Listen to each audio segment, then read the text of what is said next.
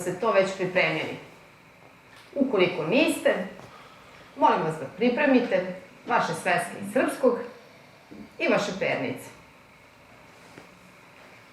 Biće potrebno ponešto da zapišemo. Proleće je ovih dana stiglo u naš kraj.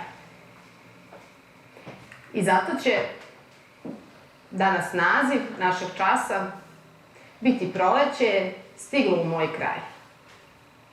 I ja vas molim da ovaj naslov zapišete u svoje sveske. Ja ću vas pričekati.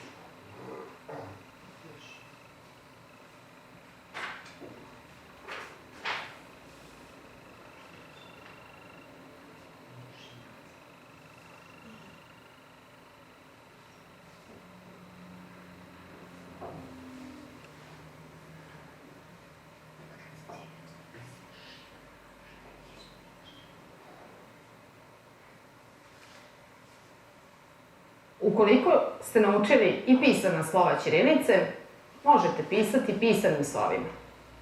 Ukoliko još uvek niste naučili sva pisana slova, možete pisati štampanim slovima ćirilice. Za početak pokazat ću vam jednu sliku koju sam izabrala posebno za vas. Pogledajte je nekoliko trenutaka.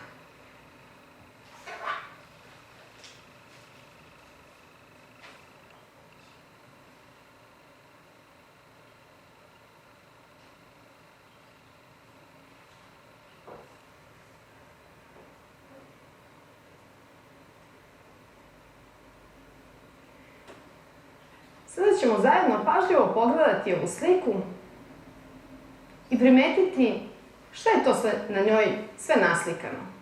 Šta je ono što možemo da vidimo. Sigurna sam, dok je posmatrate, da ste već rekli, jao, kako je ovo lepo, kako je priroda ovde lepa. I jeste. Ali zbog čega? Šta je to što vidimo na ovoj slici, što na nas ostavlja tako lep utisak? Pre svega vidimo drveće. Kako izgleda to drveće? Posmatrajte kakve su krošnje ovog drveća koje je ovde na ovoj slici. Vidimo da je neko drveće počelo da zeleni, da su se pojavili prvi zeleni listovi. O tome pričamo i na svetu oko nas i na časovima srpskog ovih dana. Drveće je polako ozelenelo. Na njihovim granama pojavili su se novi, mladi, zeleni listovi. I iz dana u dan broj listova na drveću sve veći i veći i krošnje su sve bogatije. Ali, primetit ćete sigurno, postoji i drveće koje je nekako procvetalo. Osim drveća koje je zeleni, postoji i drveće koje u ovo vreme procveta. Na granama ovog drveća javljaju se prvi cvetovi. Oni mogu biti roze boje, možda ćete negde videti i bele boje. I pogledajte koliko su bogate krošnje ovog drveća. Šta još možemo da vidimo? Svežu, mladu, zelenu travu. To je trava koja se polako budi posle zimskog sna. Kakva je njena boja? Zelena boja. Ali nekako zlatno, žuto-zelena boja.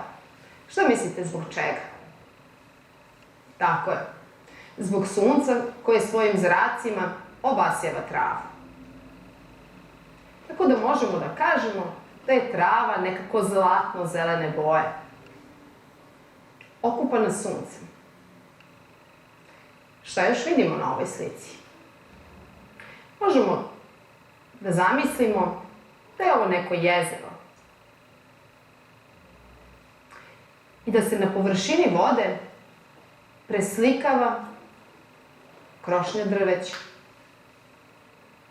Ako malo bolje pogledate, vidjet ćete na površini vode imamo roze ocijaj, zeleni, plavi, da se boje stapaju, da se prelivaju. Šta možemo da čujemo ako zamislimo da smo sada u blizini? Tako je, žubor vode možemo da čujemo. Šta bismo još mogli da čujemo da se sada nalazimo na ovom mestu? Tako je, crkut ptica. Sigurna sam da ujutru rano kada ustajete ili u toku dana, ako pažljivo oslušnete kroz prozor, i vi primećujete i čujete crkut ptica, koje nekako veselo najavljuju dolazak proleća. Šta vidimo u daljini? Most. Pretpostavljamo da je ovde neki kameni most koji nam se prikazuje u daljini ove slike.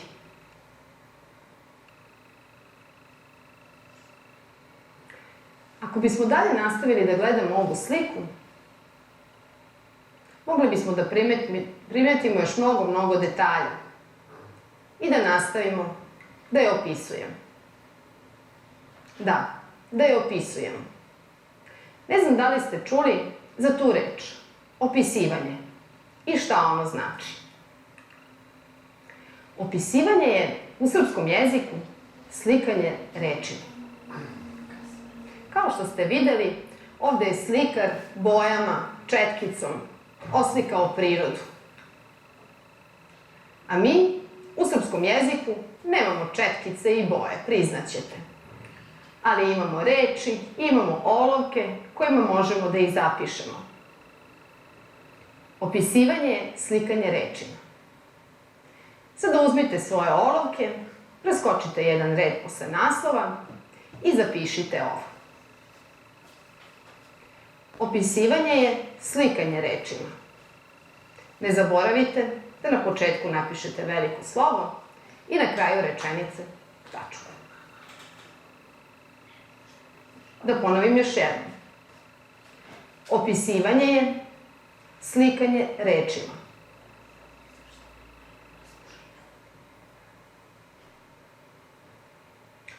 A šta sve možemo da opisujemo? Šta sve možemo da slikamo rečima?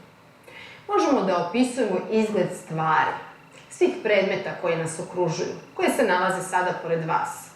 Možemo da opisujemo izgled škole, izgled učionica, vašeg doma, vaše sobe. Sve to možemo da opišemo rečima. Možemo da opišemo izgled bića.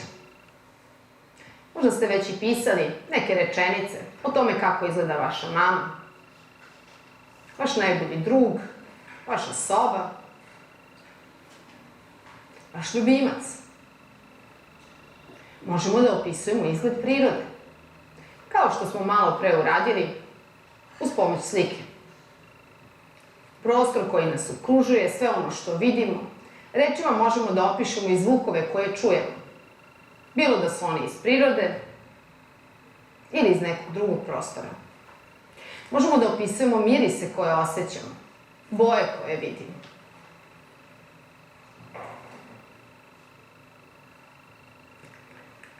Ali kada opisujemo posebno prirodu, to je pejzaž. Pejzaž je opis prirode. Zapišite ovu rečenicu. Ja ću je ponoviti. Pejzaž je opis prirode.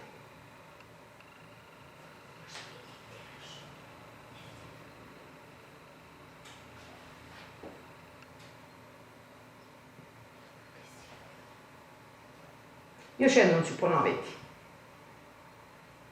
Pejzaž je opis prirode.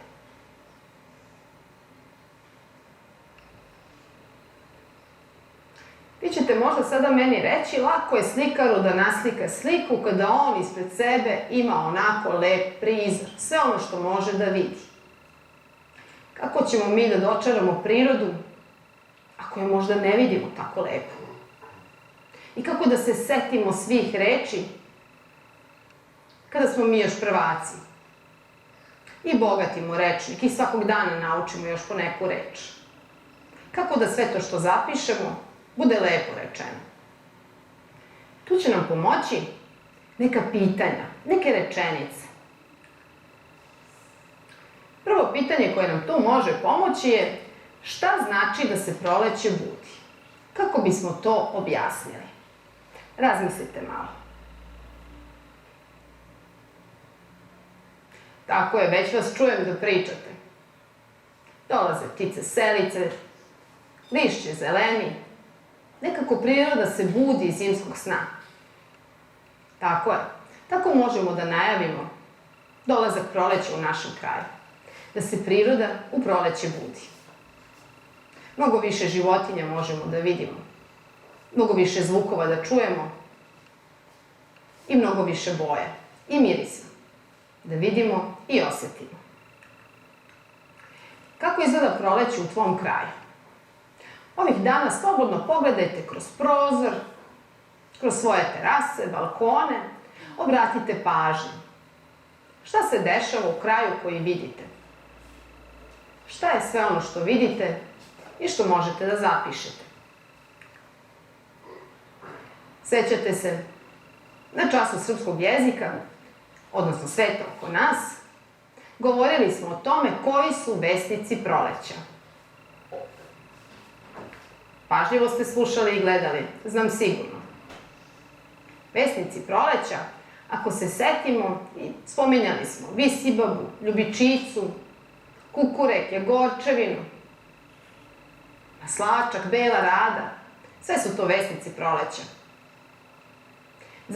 Zapazite dok posmatrate svoj kraj, svoje dvorište. Da li su se pojavili ti prvi vesnici proleća? Kako izgledaju? Opišite ih, napišite. Posle toga posmatrajte šta rade životinje. Kako se one kreću? Da li vam se možda čini da se užurbano kreću, skupljajući sada što više hrane posle dugog sna, zimskog? Ili su se možda izmilele napolje neke bubice, crvići, pčele, žudeći za suncem koje se pojavilo? Kakva je trava, kakva je boja? Ovo smo već spominjali, ali još jednom pogledajte. Možda ćete osetiti miris pokošene trave i to slobodno zapišite. Posmatrajte, polako, imate vremena. Potrudite se da zapamtite i zapazite što više možete detalja. Koje drveće prepoznaješ? Kako ono izgleda u prirodi? Setit ćete se, na času sveta oko nas, govorili smo i da, na primer, krošnja trešnje ovih dana je sva procvetala u roze cvetove. Možda znate neke vrste drveća, zapišite ih i posmatrajte. Kakve su boje? Da li imaju listove, da li imaju cvetove, da li će se posle cvetova pojaviti plodovi koje željno iščekujemo? Koje boje možemo da primetimo na biljkama? Ako imate terasu, balkon ili dvorište, pogledajte. Da li ima cvetova? Koje su sve boje? Sigurna sam da ćete primetiti jedno veliko šarenilo boja na cvetovima. Od žutog maslačka, bele rade, ljubičica, zumbula i tako dalje. Sve to zapazite i probajte da zapišete. Koje to sve lepe izraze možemo da koristimo. Prvo ćemo da vidimo šta sve to vidimo, možemo da zapazimo i kako da napišemo. Razigrane leptire. Tako je. Leptire primećujemo najčešće na nekim livadama, dvorištima, možda i balkonima. Možda vam je neki baš sleteo ovih dana na dlan ili će tek da sleti. Razigrane leptire primećujemo u proleće. Zlatno sunce. Setite se one slike na početku časa. Gde smo pričali o tome kako sunce ovih dana sve više i jače i nekako lepše sija. I svojim zlatnim zracima daje odsjaj i obasjava celu prirodu. Vedro nebo. U proleće su najčešće dani sunčani. Ipak može se desiti da početkom proleća pada kiša ili bude i dalje hladno. Razmislite kako je vreme u danu kada budete pisali o proleću u vašem kraju. Šarene cvetne livade. Tako je. Livade su nekako šarene i cvetne, pune raznih boja cvetova. Bujno lišće. Već smo pričali o tome više puta i to možemo da vidimo na granama drveća. Buja, svega je više i više. Krošnje su bogate lišćem. Olistalo drveće. Tako je. Sve više listova kada se pojavi na drveću, to kažemo olistalo drveće. Ukoliko u vašem dvorištu imate neko voće, onda možete da napišete procvetale voćnjake da vidite. Uzorane bašte. Pričali smo o tome na času sveta oko nas, da u proleće ljudi sade i seju povrće koje ćemo jesti za vreme leta. Upravo to možete da zapazite. I to svakako napišite. Šta je sve što možemo da čujemo? Brujanje insekata. Razni neki crvići, bubice su se pojavili ovih dana u prirodi. Njihovo kretanje izaziva neki zvuk. Kada se udruže zajedno sa pčelama, sa pticama, sve to nekako bruji, zuji. Možemo da čujemo veselu pesmu ptica. Ili cvrkut ptica. Znači, pesmu ptica možemo da opišemo kao cvrkut ptica ili, još lepše, veselu pesmu ptica, koja nas budi svako jutro, svakog prolećnog dana. Zujanje pčela, koje lete sa cveta na cvet, po travi, svuda oko nas. Šta možemo da čujemo? Žubor vode, šuštanje potoka. Sve to možete da napišete. Voda žubori. Pogotovo u proleće. Zbacila je sa sebe debeli sloj leda i sada u proleće ponovo se čuje žubor potoka. Šumor grana. U proleće često imamo i blagi povetarac koji može da njiše grane. To njihanje grana možemo da napišemo kao šumor grana. Ukoliko imate neke domaće životinje u vašim dvorištima, blizu vaše kuće, sigurno da čujete i prve jutarnje petlove, guske, možda patke, ćurke i tako dalje. Njihove glasove slobodno zapišite i dodajte u vaše rečenice dok posmatrate proleće u vašem kraju.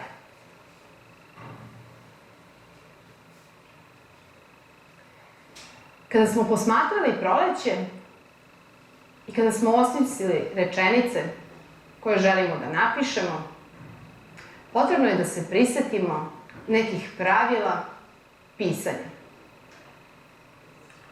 Treba da koristimo kratke i jasne rečenice. Možda se i vama to dešavalo, pa su vas učitelji i učiteljice vratili, ako ste pisali već neke rečenice u školi, i rekli da ste vi samo koristili jednu rečenicu koja je bila preduga.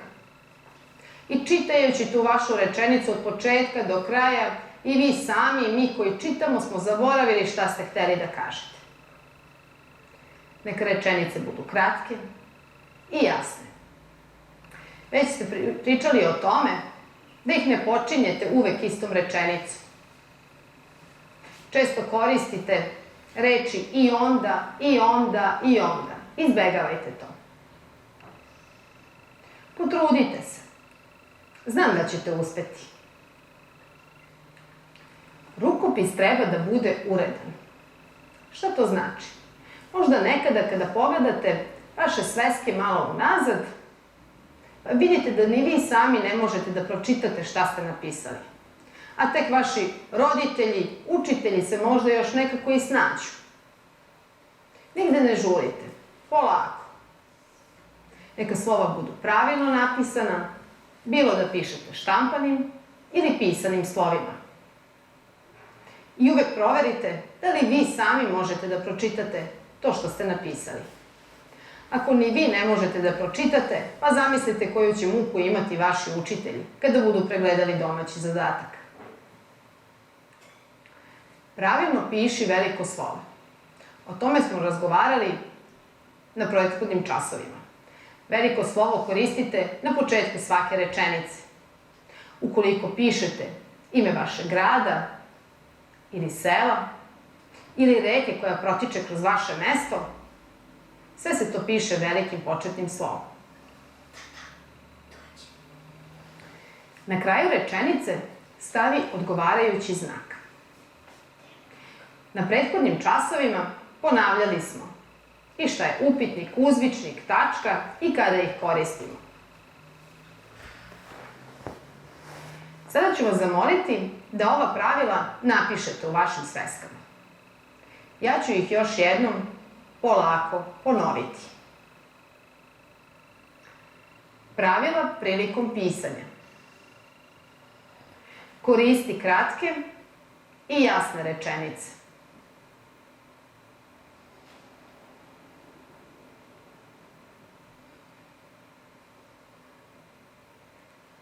Rukopis treba da bude uredan.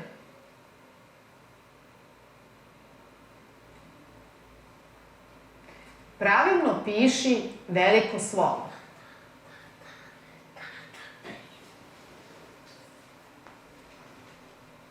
Na kraju rečenice stavi odgovarajući znak.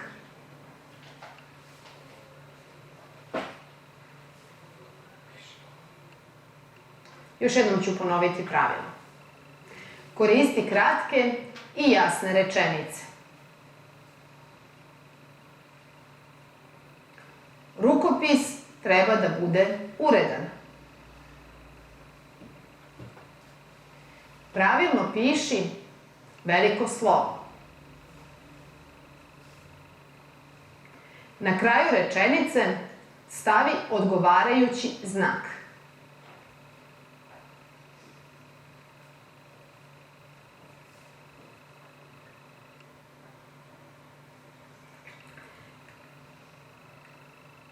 Sve ovo o čemu smo danas govorili napravit ćemo i ponovit ćemo kroz jedan plan koji ćete moći da koristite dok budete za domaći zadatak pisali sastav na temu Proleće je stiglo u moj kraj. Ove rečenice ću vam izdiktirati. Podsjetite se njih dok budete pisali svoj zadatak. Pogledaj izgled drveća.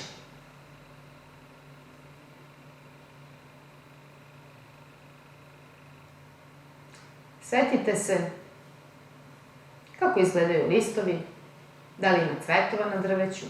O tome smo svemu pričali danas. Pogledaj izgled drveća.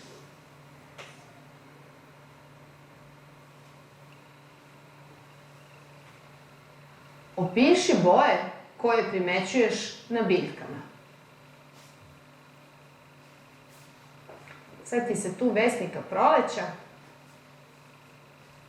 nekih cvetova, njihovih boja i zapišite nekoliko rečenica.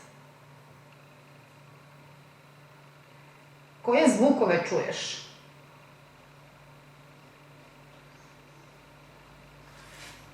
Možda žubor potoka, oglašavanje životinja, crkut ptica, sve to zapišite. Posmatraj kretanje životinja.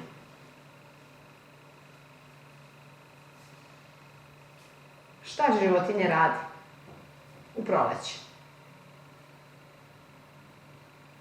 Kakvo je vreme tog dana kada pišeš sastav?